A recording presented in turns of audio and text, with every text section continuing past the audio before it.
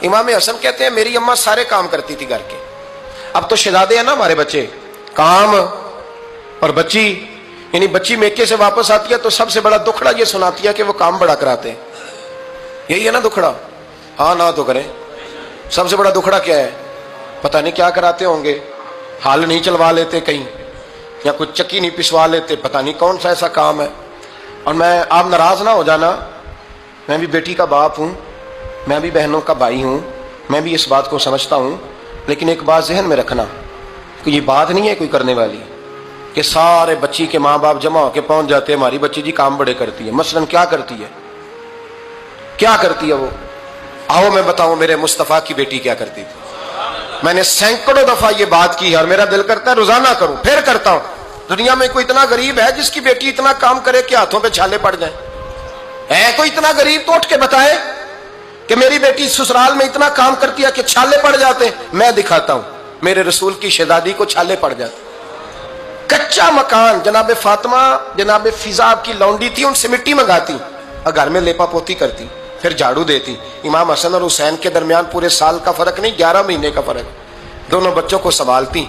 जनाबे अली की वालदा हजरत फातिमा बिनते असद बूढ़ी थी, जनाबे फातिमा वो खोल के नौकरी करती कि हजरत फातिमा बोल पड़ती, हजरत फातिमा बिनते असद बोल पड़ती।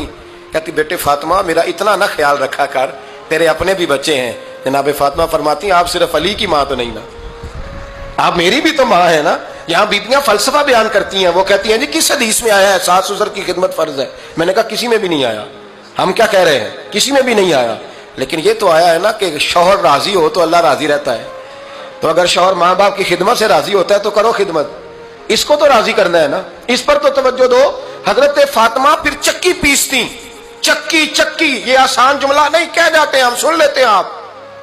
चक्की पीस कर, जौ पीस कर उसका आटा बनाना, फिर बच्चों के लिए खाना पकाना। फिर एक दिन कहने लगे अली आपकी आमदन थोड़ी है, खर्चे ज्यादा, चरखा नहीं ला देते? फातिमा क्या करोगी? फरमाया थोड़ा सा सूद बना लिया करूंगी, तुम बेच आया करना। चलो मैं थोड़ा हाथ बटाऊंगी। ये सारी ड्यूटियां करके हजरत हसन बरवाते हैं। फिर इज्जत वाले रसूल की इज्जत वाली बेटी, फिर शानों वाले नबी की शानों वाली बेटी, फिर पाक महबूब की पाक शहजादी, सारी ड्यूटियां करके रात को मौला अली से कहती अगर आप इजाजत दें तो अल्लाह को राजी ना कर लूं? हजरत अली फरमाते फातिमा जैसे दिल करे। तो इमाम हसन कहते हैं फिर मेरी माँ मुसल्ला बिछा लेती, मुसल्ला, और फिर सारी रात वो नमाज पढ़ती, सारी रात। और फरमाते हैं जब सवेरे हाथ उठाती तो पहली दुआ ये करती ऐ अल्लाह मेरे रसूल की उम्मत पे रहम फरमा, ऐ अल्लाह मेरे रसूल की उम्मत पे रहम फरमा। तो कहते हैं जमाने बीत गए ये दुआ सुनते। तो एक दिन मैं करीब गया तो मैंने कहा अम्मी हुजूर कोई दुआ मेरे लिए भी कर दें, कोई हुसैन के लिए भी कर दें, कोई ज़ैनब के लिए भी कर दें। सारी दुआएं उम्मत मुस्तफ़ा उम्मत मुस्तफ़ा उम्मत मुस्तफ़ा। कितना बड़ा जुमला है, कितना बड़ा शेख मुहक्किक ने लिखा है, कितना बड़ा। जनाबे फातिमा फरमाने लगी तेरे लिए भी करती हूँ, हुसैन के लिए भी करती हूँ, ज़ैनब के लिए भी करती हूँ, सबके लिए करती हूँ। और बेटा याद रखना फातिमा की दुआओं पर पहला हक मेरे रसूल की उम्मत का है।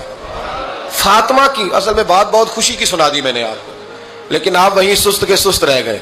ये किसी आम आदमी की दुआ नहीं, पीर साहब की, दरवेश साहब की रटी रटाई दुआ नहीं, ये सैयदा फातिमा की दुआ है। आपको इतना बड़ा खजाना मिल रहा है और आप समझे नहीं बात को।